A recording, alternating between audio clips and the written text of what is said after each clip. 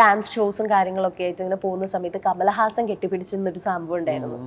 എങ്ങനെ എനിക്ക് തോന്നുന്നു ആദ്യത്തെ പുള്ളിയുടെ ഒരു ഷോ കഴിഞ്ഞ് പിന്നീട് പുള്ളീൻ്റെ ആൾക്കാർ ഇങ്ങോട്ട് വിളിച്ച് അയാൾ വേണം എന്ന് പറഞ്ഞിട്ടുണ്ടായിരുന്നു. അതൊരു ഒരു ഡാൻസറെ സംബന്ധിച്ച് അല്ലെങ്കിൽ ഒരു ആക്ടർ ആവാൻ ആഗ്രഹിക്കുന്ന ഒരാളെ സംബന്ധിച്ച് കിട്ടാവുന്നതിൽ വെച്ച് ഏറ്റവും വലിയ ഭാഗ്യങ്ങളായിട്ടാണ്.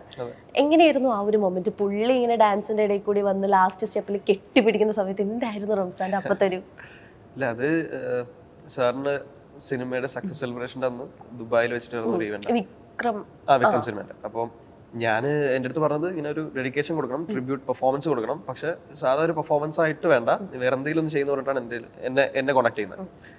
അപ്പോൾ ഞാൻ എന്താണെന്ന് വെച്ചാൽ സാറിൻ്റെ പണ്ട് തൊട്ടുള്ള സിനിമകൾ ഇരുന്ന് കണ്ടു. ആദ്യം കുറച്ച് ഇപ്പൊ ഫേമസ് ആയ സിനിമകളും ഫേമസ് അല്ലാത്ത സിനിമകളും എല്ലാം ഇരുന്ന് കണ്ടു. അപ്പോൾ മാധ്യമത്തിന്റെ ഒരു പ്രോഗ്രാം ആയിരുന്നു. അതെ മാധ്യമത്തിന്റെ. അപ്പോൾ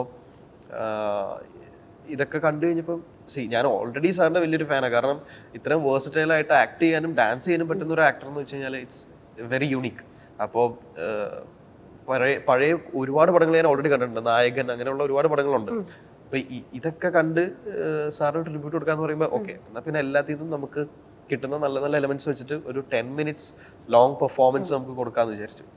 അപ്പോൾ ആ പെർഫോമൻസിന് കയറാൻ മുമ്പ് ഓൾറെഡി റിപ്പോർട്ടിനായിരുന്നു സാറിന് ആക്ച്വലി വയ്യ, ഷൂട്ട് കഴിഞ്ഞ് വന്നതാണ്. അപ്പോൾ സീറ്റിൽ നിന്ന് ചിലപ്പോൾ എണീക്കില്ല. ഞാൻ പറഞ്ഞു വേണ്ട, അവിടെ ഇരുന്നോട്ടെ, അവിടെ ഞാൻ കണ്ടോളാം.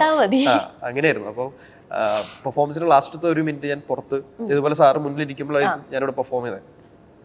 ആ പെർഫോമൻസ് തീരുന്നതിന് മുന്നേ സാർ എണീറ്റു. അപ്പോൾ ഇത് പെർഫോം ചെയ്തുകൊണ്ടിരിക്കുമ്പോൾ എനിക്ക് കാണാം സാർ എണീറ്റ് നിന്ന് ഇത് വാച്ച് ചെയ്യുന്നത്. അങ്ങനെ പെർഫോമൻസ് കഴിഞ്ഞു. ഞാൻ സാറിൻ്റെ അടുത്ത് ഇങ്ങനെ ഹായ് സാർ എന്ന് പറഞ്ഞപ്പോഴേക്കും ഹഗ് ചെയ്തു. അപ്പോഴേക്കും ഞാനും ഹഗ് ചെയ്തു. അപ്പം നമ്മൾ ടി വിയിലൊക്കെ കണ്ട് എല്ലാ സിനിമകളും ഇങ്ങനെ കണ്ട് ഒരാളെ പെട്ടെന്ന് ഇങ്ങനെ നേരിട്ട് കാണുമ്പോൾ, അതും കമലഹാസൻ സാറിന്റെ ഒക്കെ എല്ലാവർക്കും കിട്ടുന്ന ഒരു ഭാഗ്യമല്ല.